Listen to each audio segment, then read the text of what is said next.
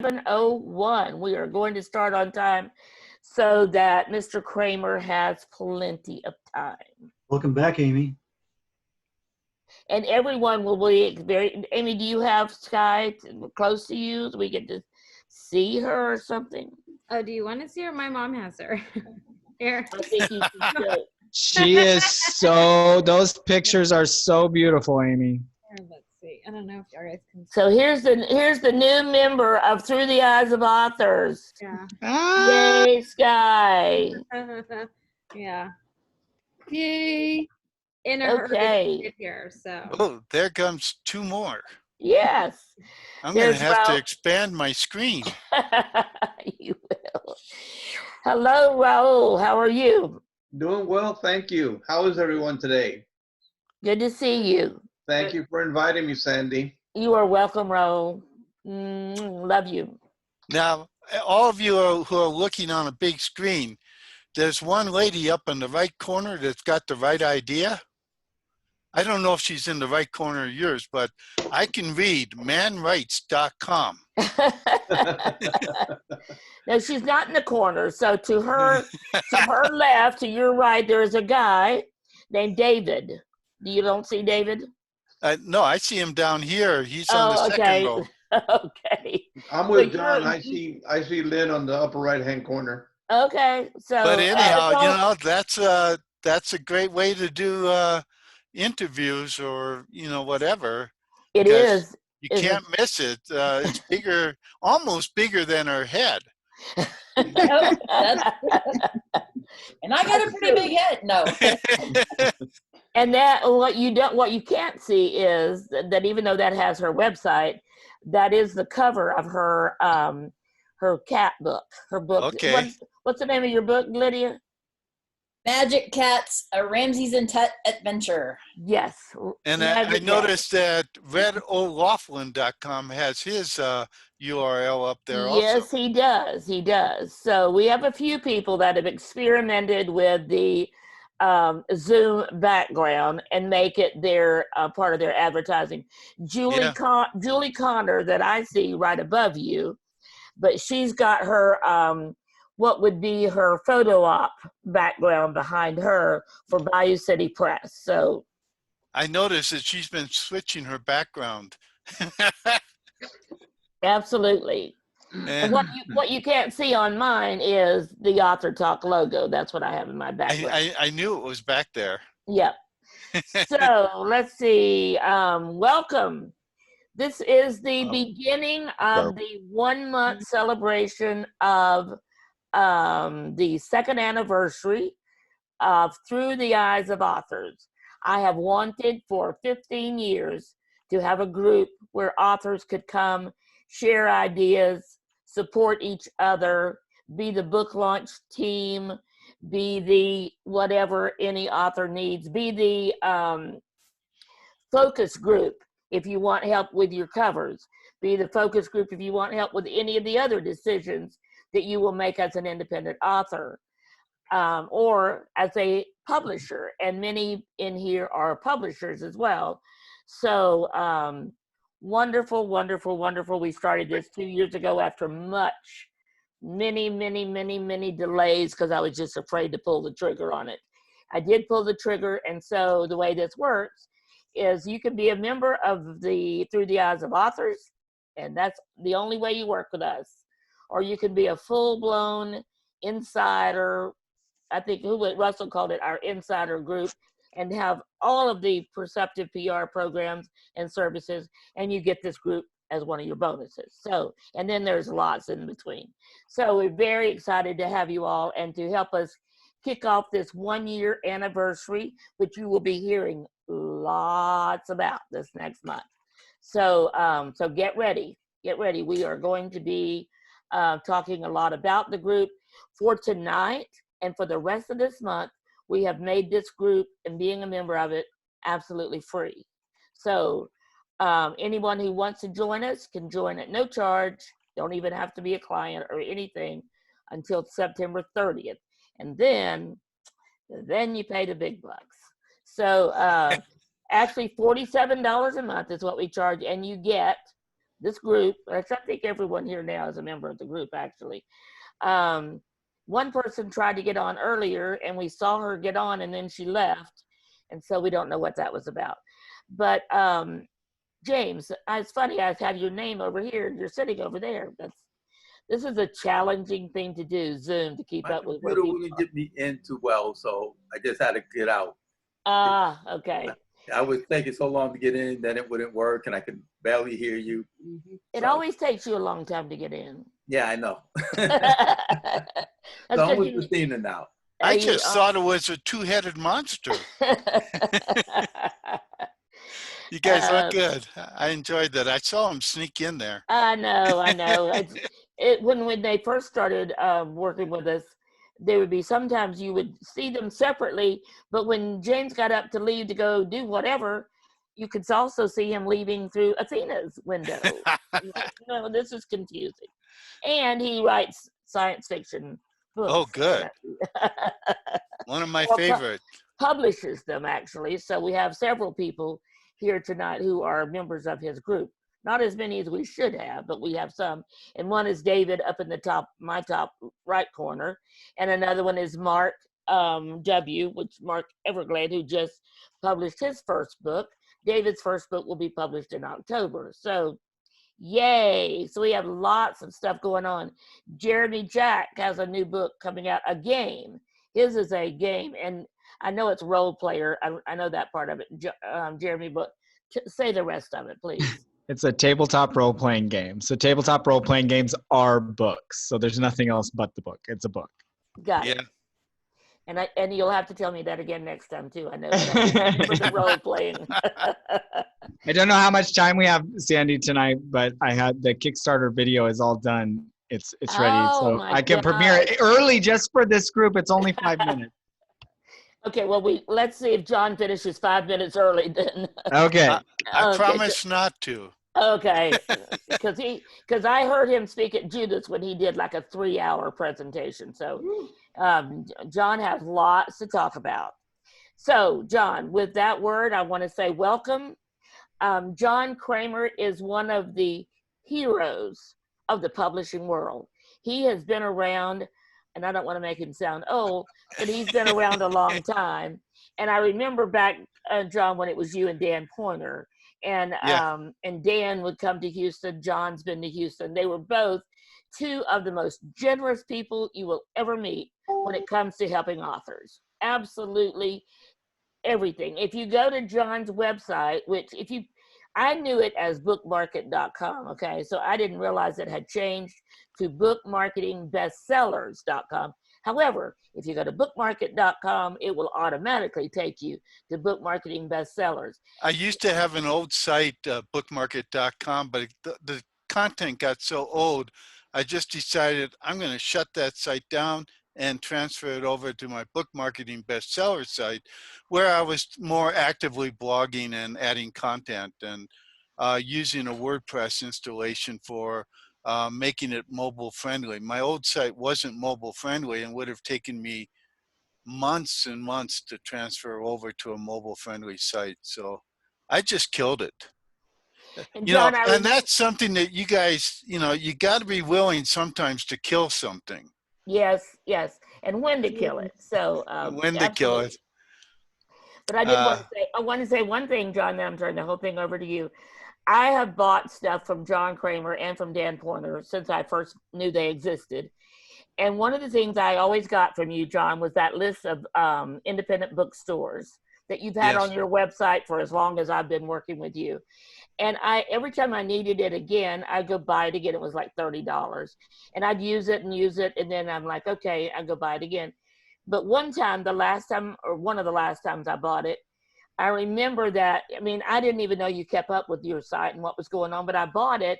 And within a couple of days, you sent me an email and said, since you just bought the latest version, I have an even newer version. I'm going to send that one to you right now. So that to me was in itself, it really depicted what I knew about John Kramer. Is he was there. He wasn't there to say, hey, there's a newer version if you want to buy it, and here it is. And and there's only a few more left or any of that. He was so generous and has been for the entire time I've known him. So John Kramer, take it away.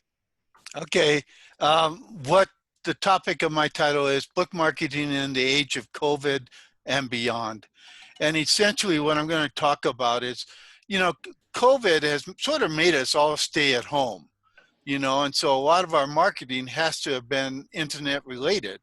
But the reality is we should have all stayed at home anyway. Most of the effective book marketing for new authors or independent authors is really done online because it's so easy to connect with people online in a way that's much harder to do if you're trying to reach them by phone or by mail or something like that. And that's why, to me, the golden age of book marketing is actually right now. You wouldn't think of that necessarily, because the reality is that, the magazine market is slowly drying up. But the neat thing is the online magazine, the magazines have online websites as well. And they often take contributions from members of their site or people that visit their site. So you may not get into, the big magazine, but you'll get into the online website where a lot of audience is still there. And it can be a very effective way to market your books.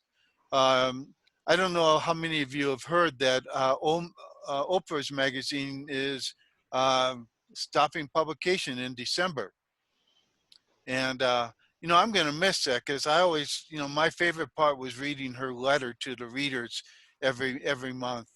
And I really liked that because I even did a book called The Quotable Oprah Winfrey, which I need to put up on Amazon so you guys can buy it.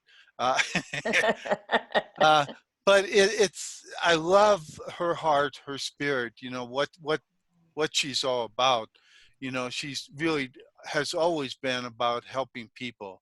And so, I'll miss the magazine, but my guess is that the online website will stick around, and probably additional content will be there, even if the magazine is no longer published. But how many of you have tried to get your book reviewed by a newspaper? Anybody? 1, 2. And then there's the leaning the head. I don't know if that's 3 or not. Okay. It's much tougher today than it was, 20 years ago. So many newspapers have now dropped their book review section. They aren't reviewing books, so you have to find creative ways. But quite honestly, if I'm going to approach a newspaper, I start by contacting my local newspaper because they're going to be most amenable at wanting to reach me or talk to me.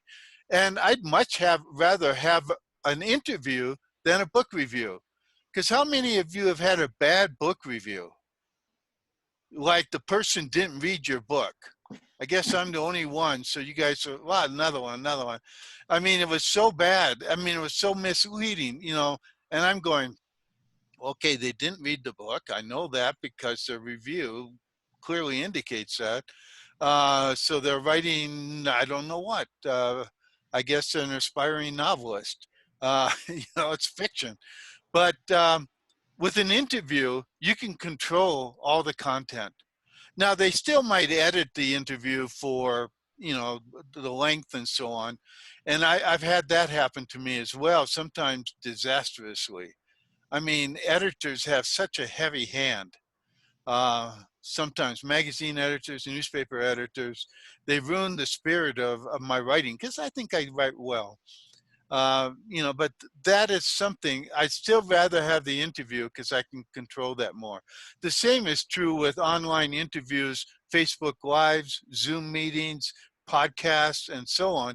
You get to control it more. You get to have a chance to really give away content that will inspire people to look into you more and want to, follow you, sign up for your newsletter, buy your book, whatever.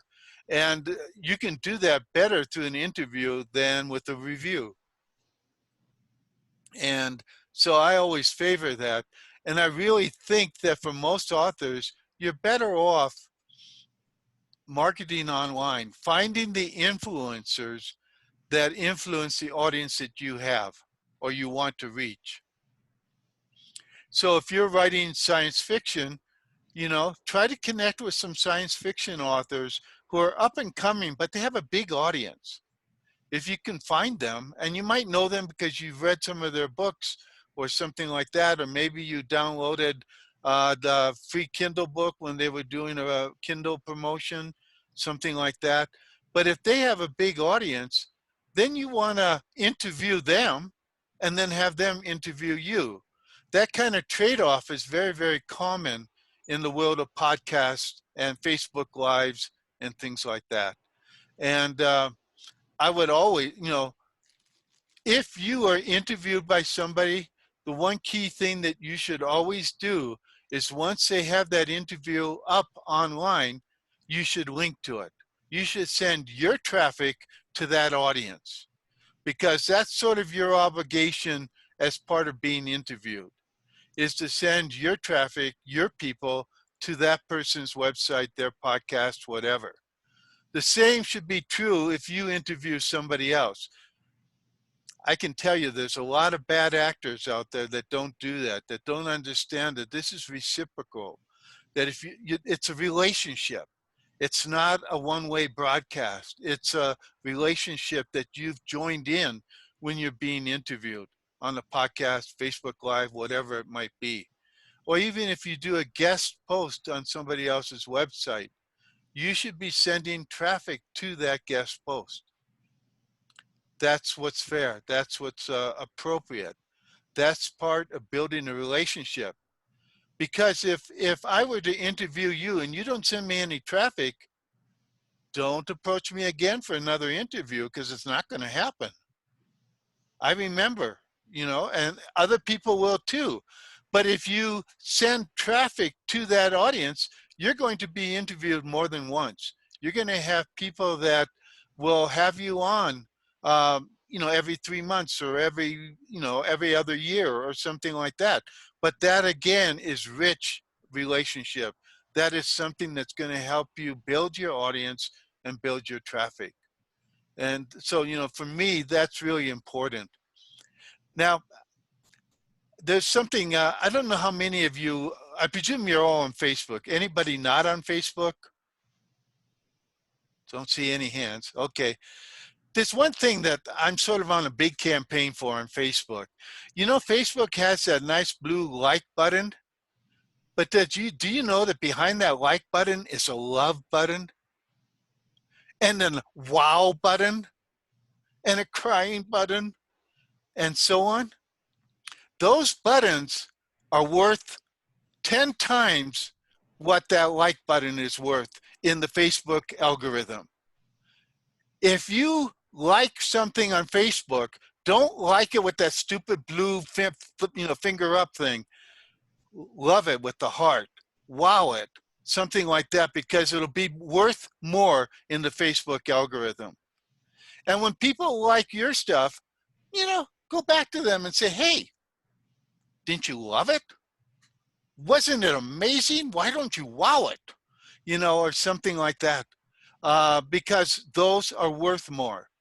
And I actually went into one group that I'm a member of, and I said, hey, people, you need to stop using that blue thumbs up. You need to heart it. You need to wow it. You need to cry. You need to caress, etc. And for about 3 days, they did it. Now they're back to that stupid blue button. You know, the reason the other buttons are worth more is because it takes more for you to heart it, to wow it, and so on. Because you got to wait for the options to show up when you mouse onto the blue button.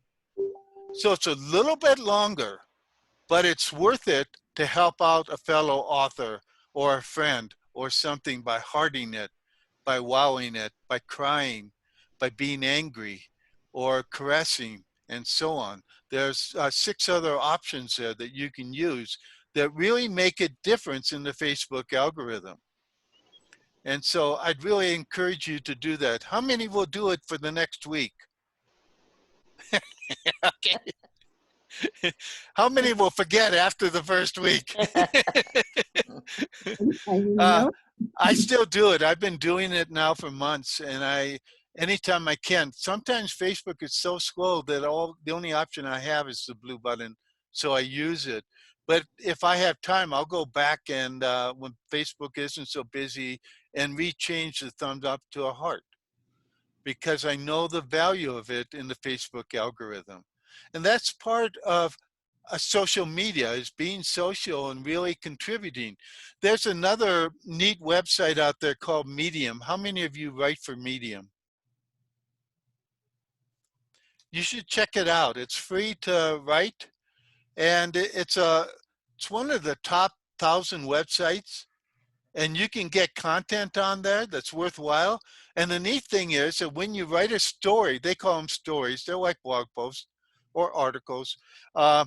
You write a story in Medium, you can link back to your money website. You can link back to your Amazon page, sales page for your book. So you get this high value link back from Medium, one of the top 1,000 websites, coming back to your site or to your Amazon page. That's a gold mine in terms of SEO and search engine optimization. Google and Bing both love Medium, and any links that come from a Medium article is worth a lot more than, I think, even a Facebook link. So that's something to think about. Now, there's one little thing on Medium that's really interesting. And again, I tried to tell people about this. There's a thing where you can clap for the person's article. So many people think that, okay, I clap, it's like a like, so I clap once. But Medium allows you to clap 50 times. Do you know what that does for that person's article? How much more valuable that article becomes in the Medium algorithm when you clap 50 times or 37 times instead of once? So I told people, hey, clap 50 times whenever you read a person's article. People did it for about 3 days, and again, they forget. But if you ever go on Medium and read an article and you like it, clap 50 times. It takes a little bit longer than one clap. And if you can't do 50, then do 22. Don't go less than 22. You know? But that, again, is something that can be incredibly valuable in terms of helping you to get recognition. And it does improve. You know, Google, the search engines, notice how many claps are on an article. So again, it makes that link, any links you have in your article, more valuable if people will actually click 50 times or 49 times, or even if it's 10 times or 17 times, it makes a difference. These are some of the strategies that you can use to help you get more exposure and to help other friends who may be writing, like Sandy on Medium, or other people.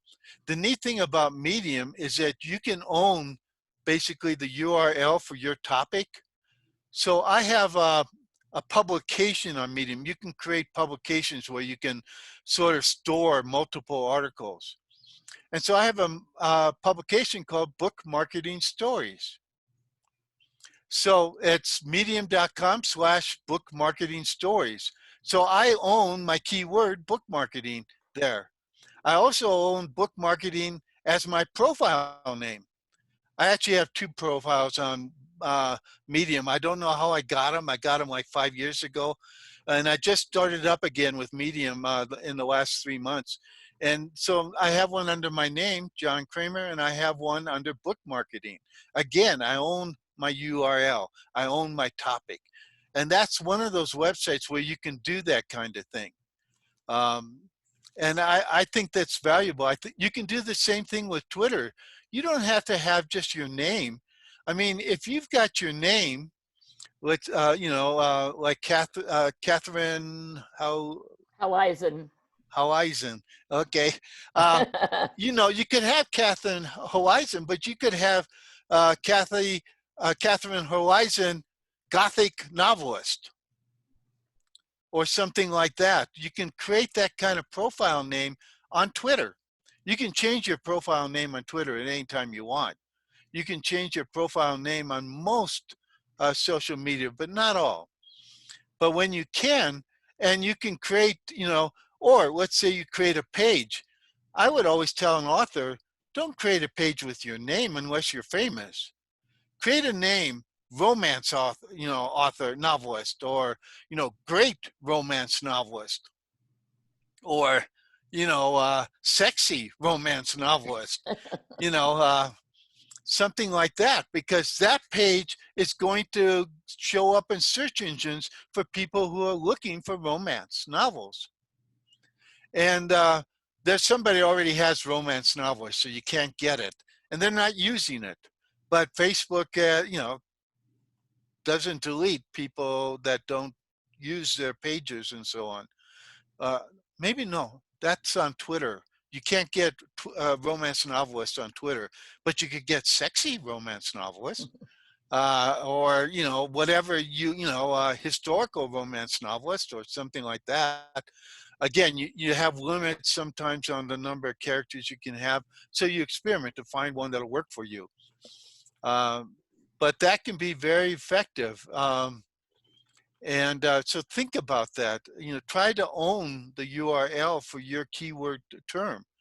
And the neat thing, you know, if you set up stores on things like, oh, I can't, I'm going blank on the store websites, but almost all the store websites that you can create t-shirt stores or Etsy. mug stores or Etsy, you can create a handle that's, you know, sexy romance novelist or whatever your keyword is. That's my wife. She should know better than calling me. I told her I was on Zoom, but she was just telling me that she's gonna brush her teeth. So you can set up stores where no, don't do this. Oh, I'm on Pinterest. She'll keep calling, you know, so well, actually, I'm not on Pinterest, I'm on Zoom. But anyway, so you could set up stores for even just one mug or one t-shirt or something like that with your keyword topic, whatever it is. So That's you a own that great URL. idea. Great idea. What that does is that gives you multiple opportunities to own your topic when somebody types in something like book marketing, and you show up in 5 of the 10 top searches, something like that. So if you can do that, it can be very valuable. You know, and I would look to do some of that. I'm going to create a little mini course on all the different websites where you can do that, but I haven't done it yet. But it's a valuable way to expand and help people find you. And on most of those websites, you can also have a link back to your money website, your novel website, your book website, author website, whatever. So again, that's a nice high value link, because most of these stores are in the top 100,000, if not the top 50,000 in, you know, in terms of the audience they have. And therefore they're more valuable to the search engines, and the links that come from them to your website are more valuable. One of the things I'm going to be doing now with a lot of my Medium stories is I'm going to have at least one link to my website every time. I don't have that now with all the stories, but the neat thing is I can go back and edit all those stories and put the links in. And, you know, so those are some of the things you can do. You're never stuck with just one website name or something like that. There are all kinds of opportunities to go into Etsy or any of the other networks and create a store for your particular topic.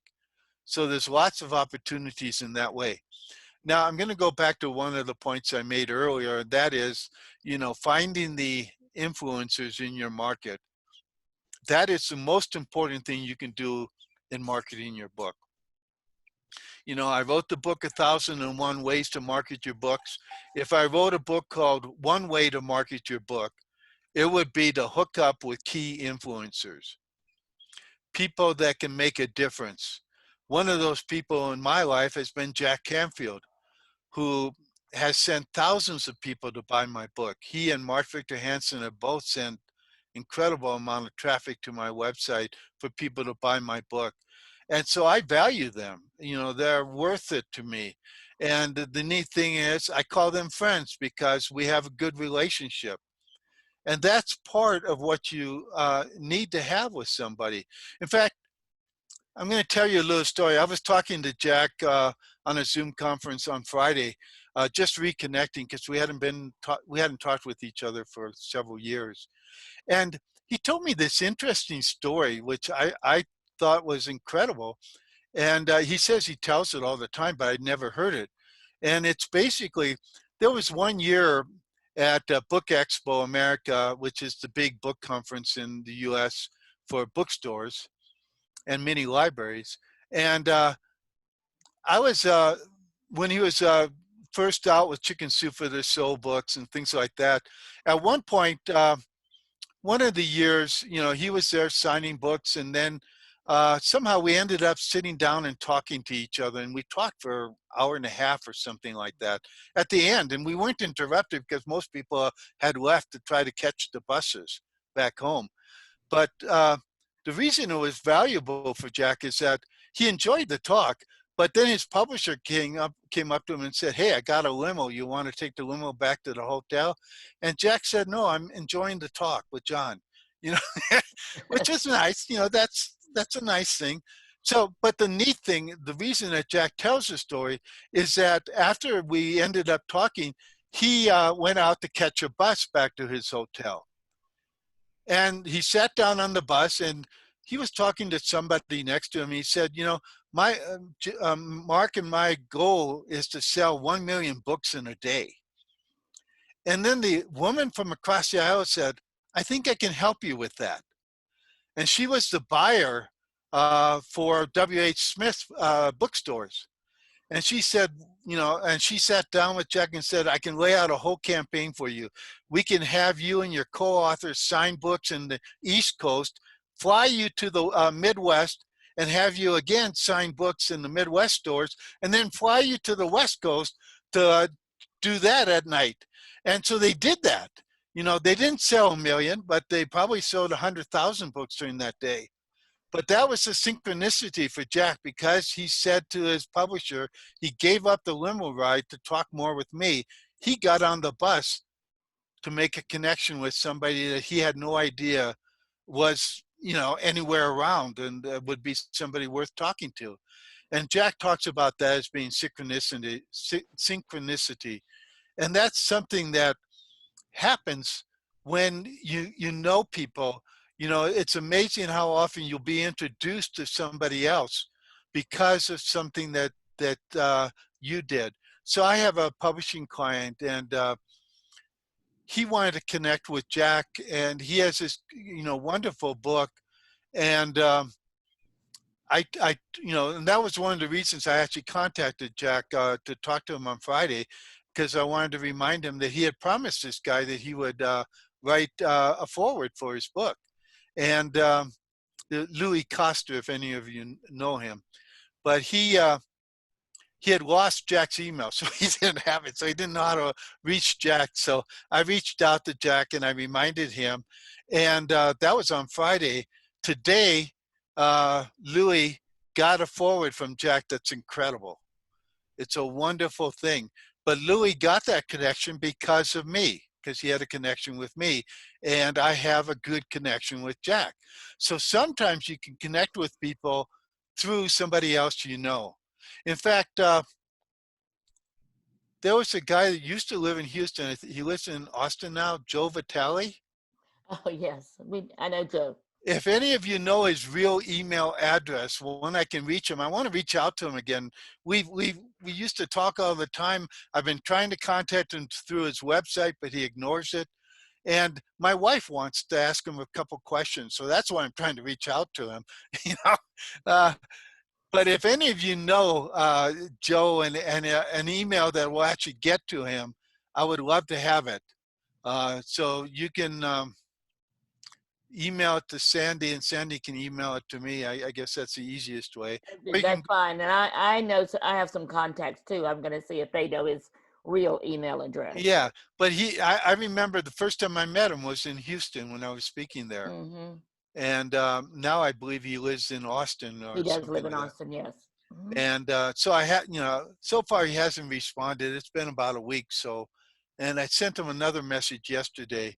But, you know, that's, you know, the more people you can get to know in your field, it's so incredibly valuable. So once you know somebody, ask them to introduce you to other people that might be good influencers. It can be magical in terms of how many books they sell. You know, Dan Pointer and I, we both sold thousands of copies of each other's books to our audience. And that, you know, we were friends. You know, we got together. We loved talking to each other. And that's one thing. One of the key things is you can't be afraid to talk. You gotta, if you ever get a chance to go to like an author conference or something like that, go to it and start talking to people. I'll give you another story. This is from Tim Ferriss. He wrote the book, The 4-Hour Workweek. For the year up to when his book was published, he attended, I don't know, probably 100 internet marketing conferences. And he went there with one intention: to create relationships. So he would ask speakers at the conference, hey, can I take you out for a drink or take you out for dinner? And I can tell you, I can guarantee you that any speaker at a conference loves to be taken out for dinner or drinks or something like that. They love, you know, the loneliest thing that can happen to a speaker is nobody invites them out, you know, because we'd rather talk to people. That's why we're there. We're out there to meet people. We want to create relationships. That's one of the reasons that we go out there to speak at different conferences. And I've created a lot of relationships that way. In fact, that's how I met my one client, Louis Koster, was through a conference. And, but Tim went to these conferences. He asked if he could take him out for a drink or for dinner. And then the first question he would ask him is, how can I help you?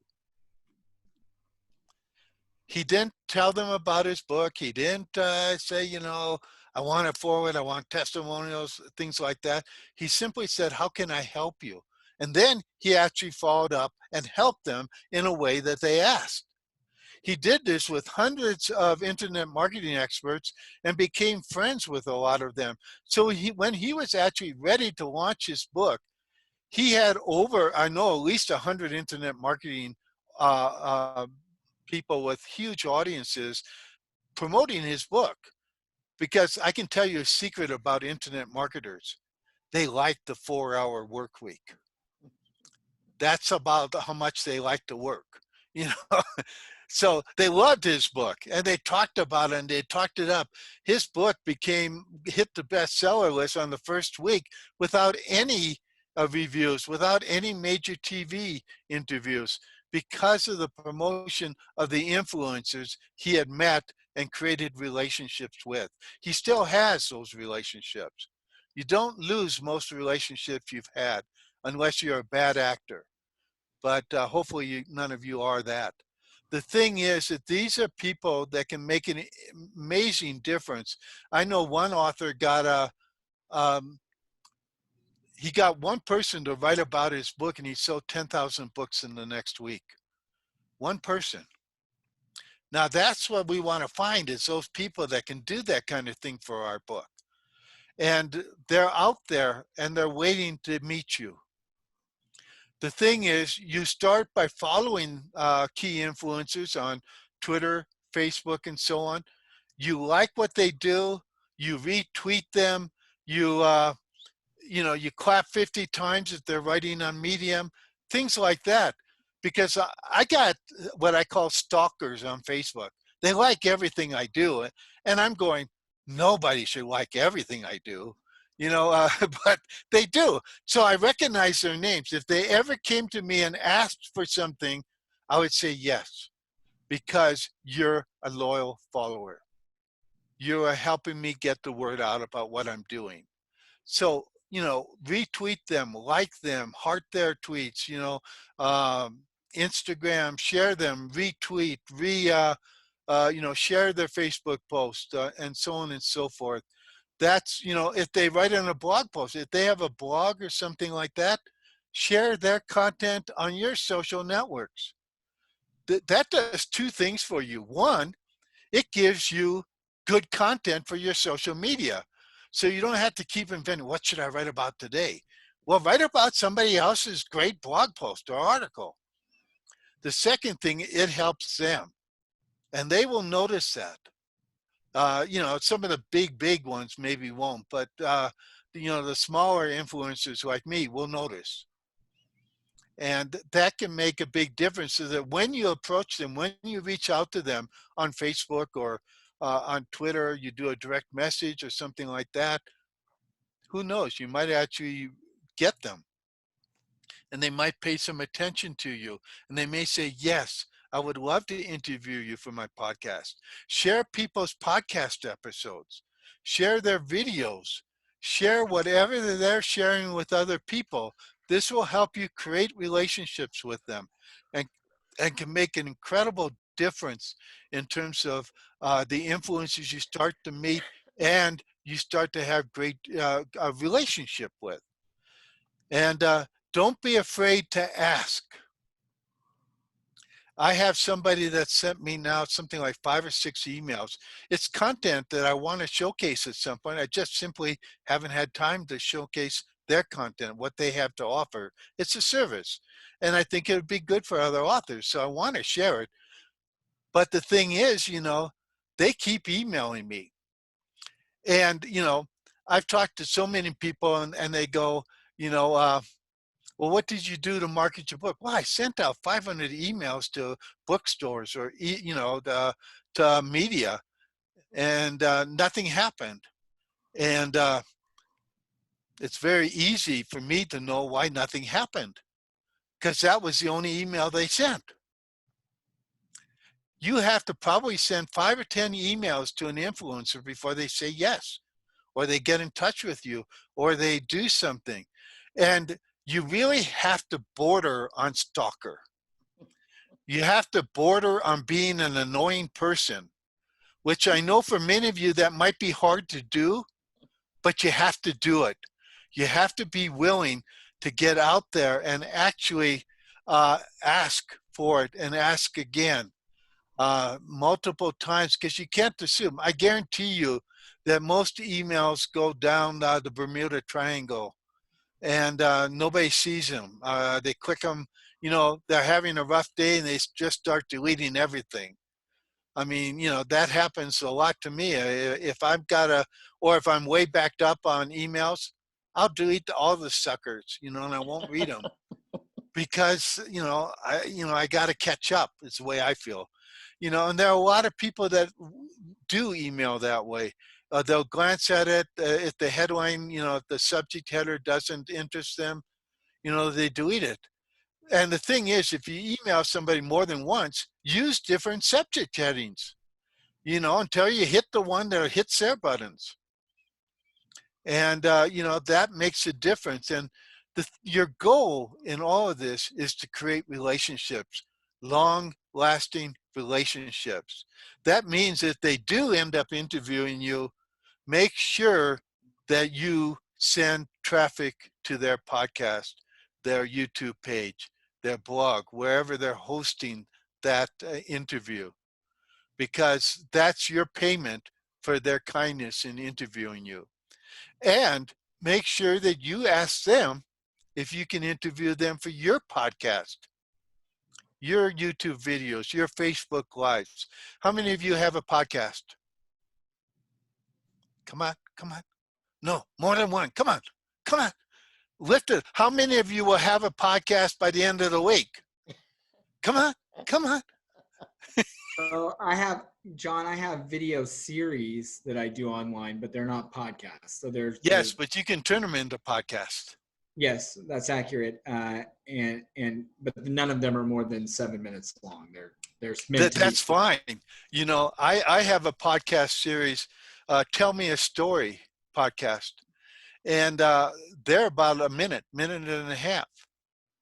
But I've syndicated it to about, I think around 15, 20 podcast syndication sites. And, you know, I started by sharing my wife's stories. She's a short story writer. And she has about, about 20 stories that she's written so far. And I've shared most of them on the Tell Me a Story podcast. Now because I've ran out of her stories, or shorter stories anyway, I share jokes. A good storytelling joke, that's less than a minute long. But, that gets attention. That still doesn't. Now, I'm not selling anything yet, but at some point, if I build up the audience, I will. And for those of you who are thinking that I'd like to do a podcast, but it's so hard to start one, there's a wonderful website out there called Substack.com. S-U-B, stack.com. Now, what Substack does is allow you to build up an email list. In fact, my main email list is now hosted on Substack.com, bookmarketing.substack.com, something like that. I forgot it. But the neat thing is that they also have a podcast functionality there. So you can actually click on the podcast thing, read your podcast, and boom, publish it. And then you can syndicate that to any other podcast syndication sites that you have. If you email me at johnkramer@bookmarket.com, I will share my list of podcast syndication sites so that you can, it's quick and easy. I mean, I syndicated somewhere between 15 and 20 websites, and I did it in less than an hour. And now my podcast is on all these other sites. And that, okay, CJ wants the site again, my email again. It's John Kramer, Kremer, @bookmarket.com. And I'd be happy to send that syndication site to you. Now, later you're going to hear about my podcasting course. Once I develop it, you'll hear about it, because I got your email now. But that's part.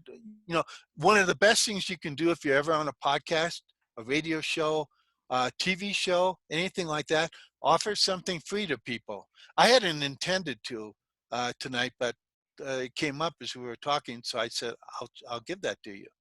But if you offer something free in exchange for the person's email when you're on radio and so on, Alex Carroll, who's a specialist in doing marketing and selling books on radio, he found that nobody would come to his website until he offered a free map for their area of the places where the speed traps are. And he had partnered with another website that maintained information on speed traps, so he was able to offer this. So he'd do morning drive time, all these people driving to work and probably driving a little bit too fast. And he offered them, if you email me, I'll send you a list of the speed traps in your area.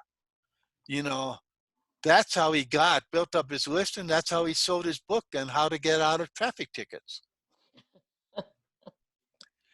So there's a very good way to do that kind of thing. And when you are on, say, a Zoom call like this, being interviewed on radio, anything like that, always give good content. Don't be afraid to share everything you know. I can't do that in the time we have. because I do 3-day seminars on book marketing, so I can't share everything.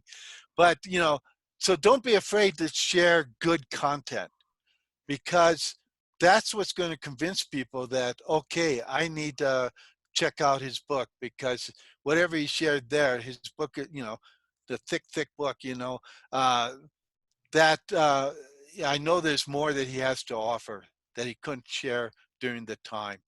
And so don't be afraid. I mean, I know authors that in their interviews kept saying, well, it's in the book. It's in the book. First of all, the interviewers are going to hate that. They're going to go, okay, you're never getting on my show again. You're never going to do whatever. But if you share great content, the radio host, I've been on hundreds of radio shows, and they're very happy to share how people can get your book and things like that if you provided great content. But if you keep saying it's in the book, it's in the book, I guarantee you they will never ask that question. How can people get your book? Because you are not a good guest.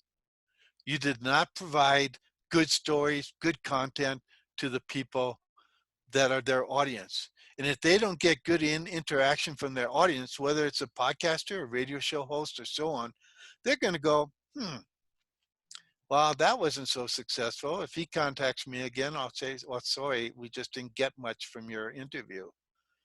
So there wasn't much traffic. There didn't seem to be much interest. But if there is, and I did a lot of radio interviews. There was one guy that would call me every 2 months to interview me because I offered great content and I inspired people to call in. And with radio shows, how many people call in is a measure of how effective that interview was. How many people wanted to interact with the person they're interviewing, things like that. So, you ask questions back to the audience. I've asked you a couple of questions. Again, I'm going to ask you, how many people are going to have a podcast by the end of this week?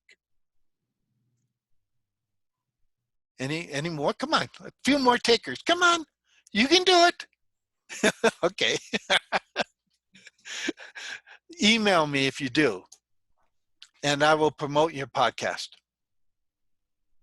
Now that's an offer. That's an offer that nobody should refuse. Is that I will you promote would it to my wow. 100,000 social media followers.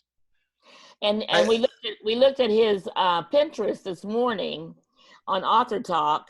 2.2 million per month go to his Pinterest site. So you guys need to be on his radar.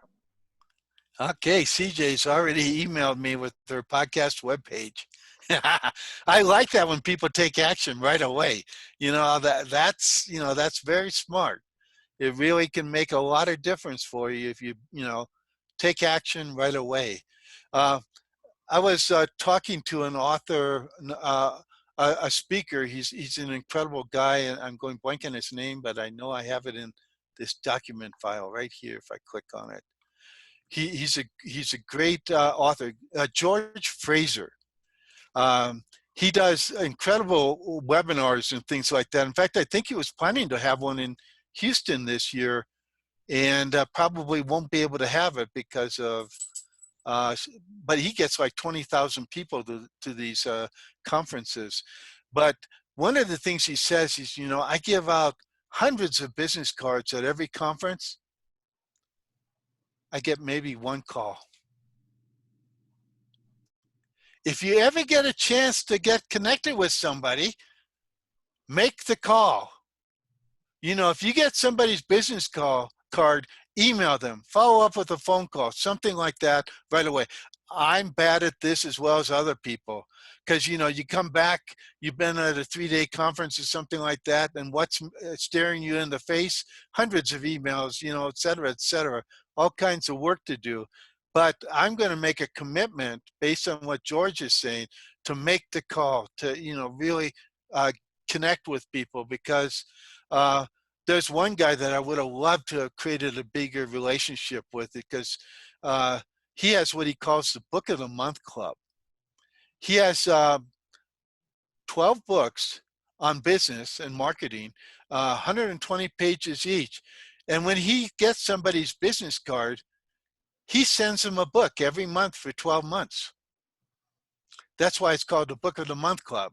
He hasn't got in trouble with the other Book of the Month Club, but that Book of the Month Club, I think, is dead now. I don't know if it's still alive or not. I haven't heard But anything about it for a long time. I haven't either. But the neat thing is, he gets a lot of speaking engagements from that. Because what would happen, you know, you get 12 books from the guy over a month, you know, so every month you're reminded that this is the guy you met. You know he's a great speaker because you maybe heard him speak already. Is it time to invite him to speak at your corporation, your company, your group, something like that? And actually, he was a guy from, I think, Texas. I'm going to have to go back and find his business card and contact him again. But it's a great story. You know, that kind of thing where you do a Book of the Month Club. Now, most of us don't have 12 books, but we could maybe have 12 books. I mean, if I broke my 1001 Ways into 12 books, they'd be about 60 pages each. I could do it. Maybe I'll create a Book of the Month Club. And if people can subscribe and then get pieces of my book at a time. I'm actually, with Substack, I'm doing a paid version of the email newsletter as well as a free version. And as soon as this month, I'm just overbooked. I'm helping an author write a book. So I'm having to spend a lot of time with that because I'm helping her to shape the book. So it's time consuming. So in October, I'm going to start promoting my newsletter as a paid subscription. In the paid subscription, you'll get free audios, you'll get free emails, you'll get free ebooks, you'll get lots of stuff besides the emails that will come to you. So I think it's going to be a nice value. Well, I shouldn't tell you, it's a lot cheaper than Sandy's. You can tell them that. You can tell them that. That's fine. It's in Substack. You can sign people up for an entire year. So there's there's a monthly payment or an annual payment that's cheaper. And so anyway, that's something that I'll be doing, and I really am looking forward to being able to implement that once my time commitment is less stringent. Because you may have noticed already today that I love sharing content. I love telling stories. And there's so many other stories I have to tell, so much other good content that I have to share. You know, that tip about not just the blue thumbs up, but, loving people, caressing them, etc. I shared that in one of my newsletters. I also shared it as a blog post, part of my blog post. But the thing is that that's something that everybody should be doing, because it's really going to help you create better relationships, and it's going to help the people that you love do better. So one thing I'm going to ask you today, again, I know all of you are going to say no. I want you to like each other's Facebook posts this week, not as likes, but loves. I want you to hug people. I want you to wow them. I want you to cry with them. I want you to be angry with them, whatever it is. And I don't know if all these people have each other's emails or Facebook profiles. Are you talking about all each other in this group? Yes. And we also have a Facebook group where we're all members of that. Okay. So I want you guys to start loving each other and crying with each other, being angry, wowing, caressing, laughing. That's an option too. So there's lots of ways that you can give a big boost to people for their contributions on Facebook. Very good. So I don't know how we're doing. Oh, I guess You are just hitting it on the button to be done. So, but Okay. we can go a few minutes longer if you have something else you want to share. We don't have a hard wire cutoff. No, I today. think I've done what I want, but I'd love to answer a few questions. Okay. So first of all, Julie, I was going to say, Julie, if you want to ask him the question of the podcast.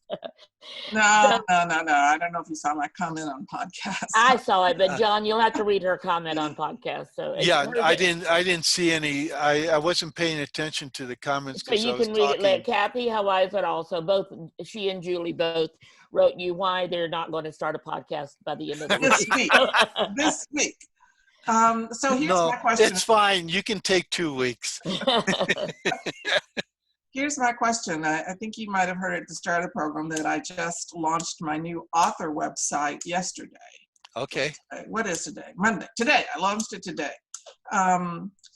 And that's my second website because I also have one for my little publishing firm. Okay. One thing. All of you can send me your websites as well. And at some point I will share them in my different social networks. Great. I'll be happy to do that. So that could really help me because after I picked my domain name for my author website, which I thought was the right thing to do because my middle name, Gentiloni, is so difficult for people to pronounce and write. So I just made it Julie Connor, author.com.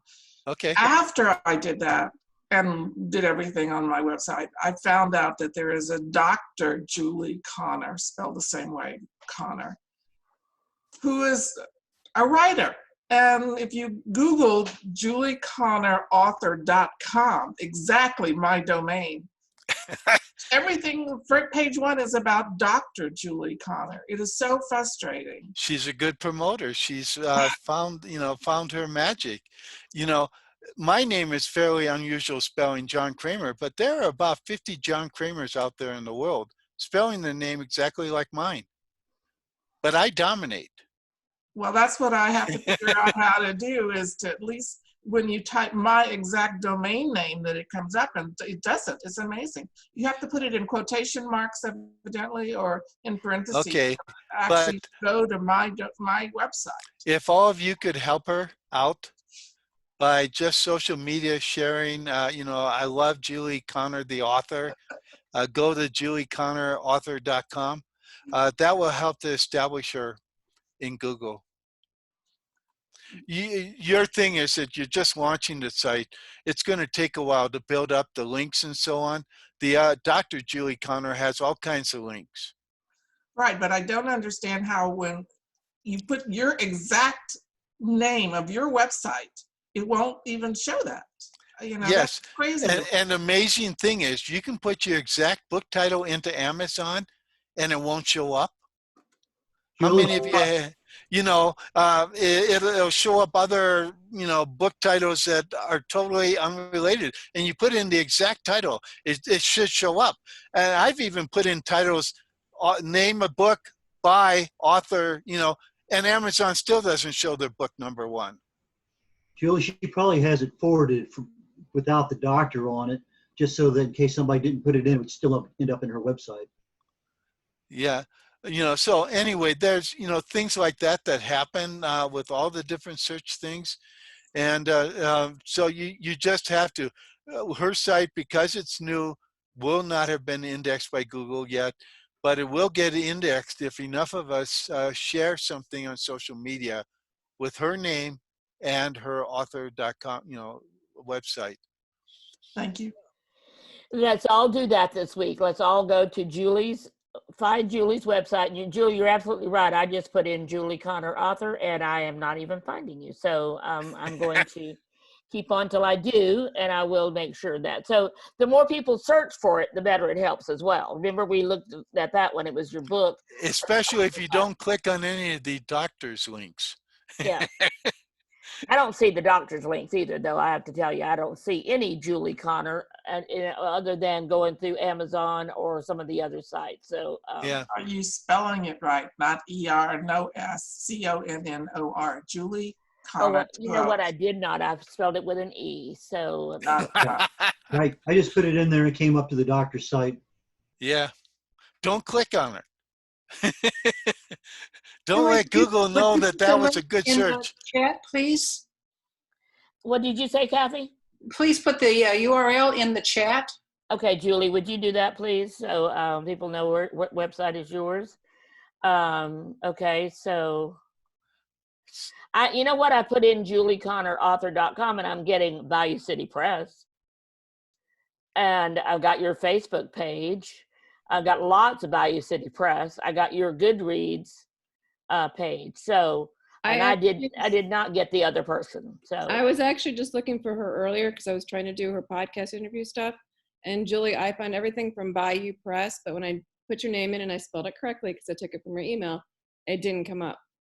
I had to go in. I had to go into Facebook where you initially had it, and I was looking at it earlier. Yeah, I found JulieConnorAuthor.com. You did pop up. When I did it, and I had to put in parentheses to get it, or quotation marks, what came up was my handle on Twitter, because I have that handle, Julie Connor Author, and Facebook came up, but not my website, even though. But it will.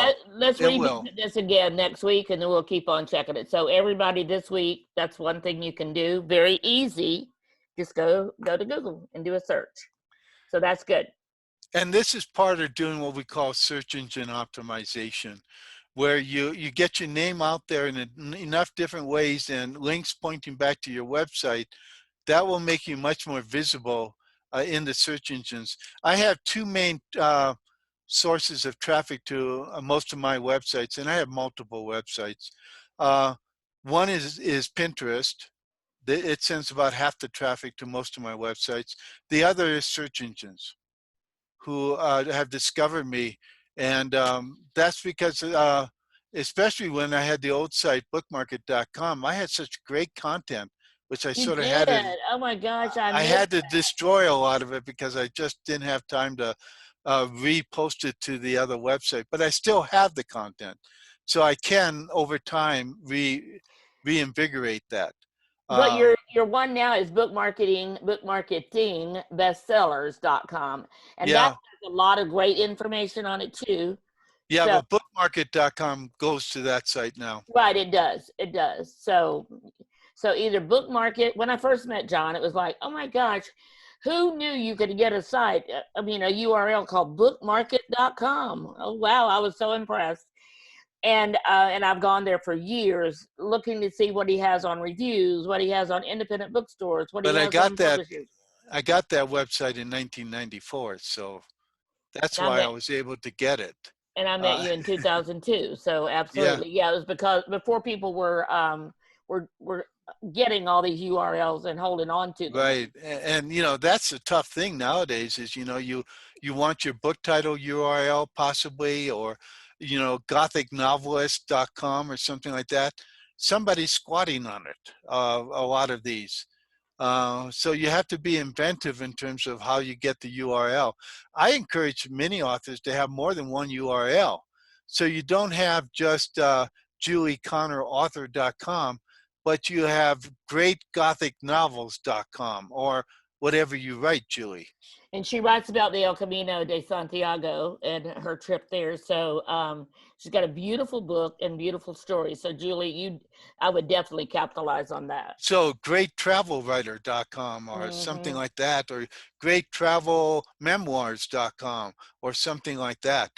And one thing that I really encourage you to do when you're building that relationship, trying to build a relationship with influencers, write about them on your blog.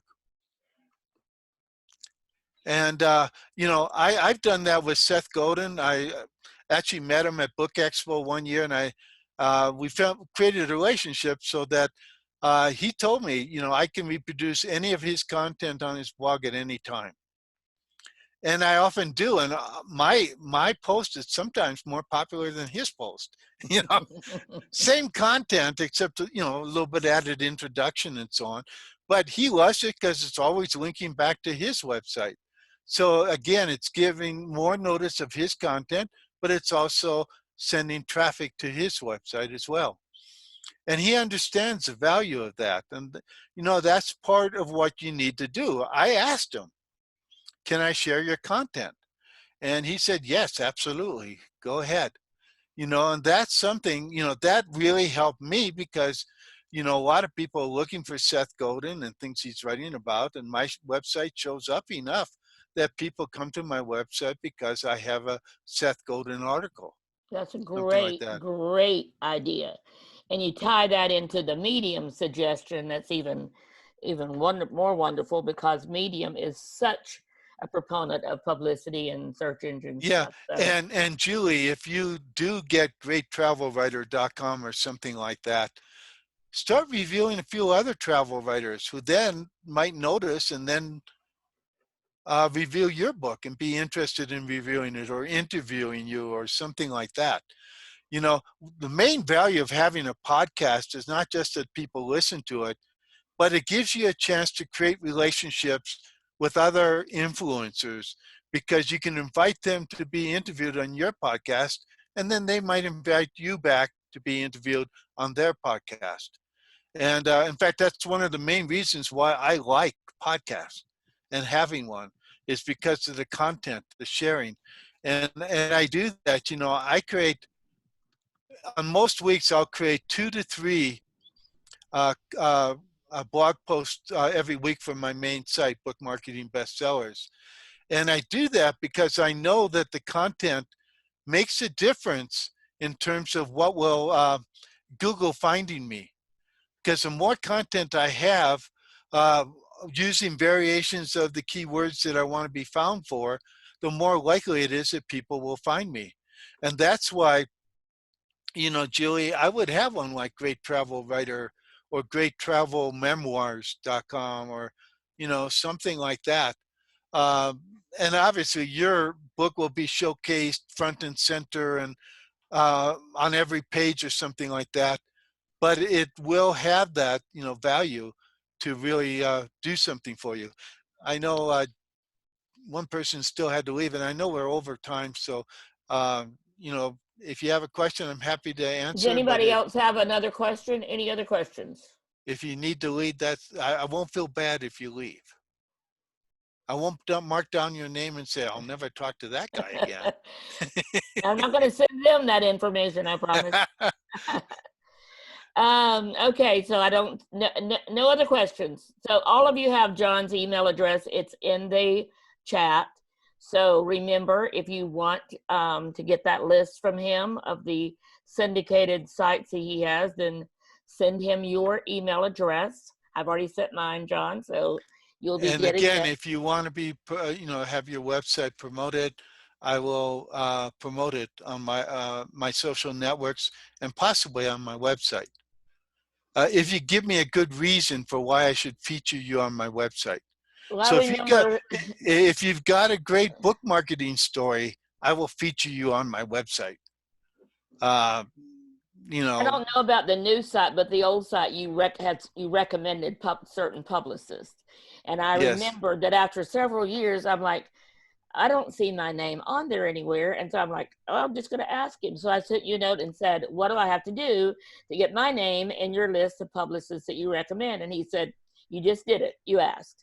So, so my name was on. I don't know if my name's on the new list or not. It is. Okay. I do have the list of book publicists. I transferred it to my new website. Okay, good. Thank you. So for that's there. And I also list book printers there. Oh, that's good. I'm going to need some of by those. state and also by alphabetically. So I transferred that information as well. So there's some information I started to transfer to my what about my new reviewers? website. You used to have a huge list of reviewers. Do you still have that? No, I don't. I have some that I've featured, some media like Women's World I have, and I think Oprah Magazine, and a number of those on my website so that you can find it. But, you know, gosh, keeping up with any of those is Oh, really, yes, I'm really sure. tough. I'm sure. And I used to sell a media list for the first 15 years of my existence as an author publisher, but over time that was a major job to keep updated, because I had around 20,000 contacts in that list. Yep, it is definitely a lot of, as a fast changing. So, you know, I like doing the bookstore list because that's about 950 bookstores. And I can more or less keep that up to date. So if you're going to do any marketing to independent bookstores, that's a great way to spend $40. Get that list from him. So just be It's $50 now. you raised the price. So one Well, of the I went from 700 bookstores to 950, so I figured I should raise it by $10. well, and it's absolutely. That's definitely worth $50. So and I will be getting that list again soon because I buy it every 2 or 3 years just to stay up to date on all, because bookstores come and go these days. So you could send one to an email of a bookstore that's no longer there. So one thing that you should know is that there was a time, 10 years ago, where there were a lot of bookstores closing. They were having a hard time competing with Amazon and so on. But now there are more and more new independent bookstores. That's why my list grew from 700 to 950, because they're servicing their local community.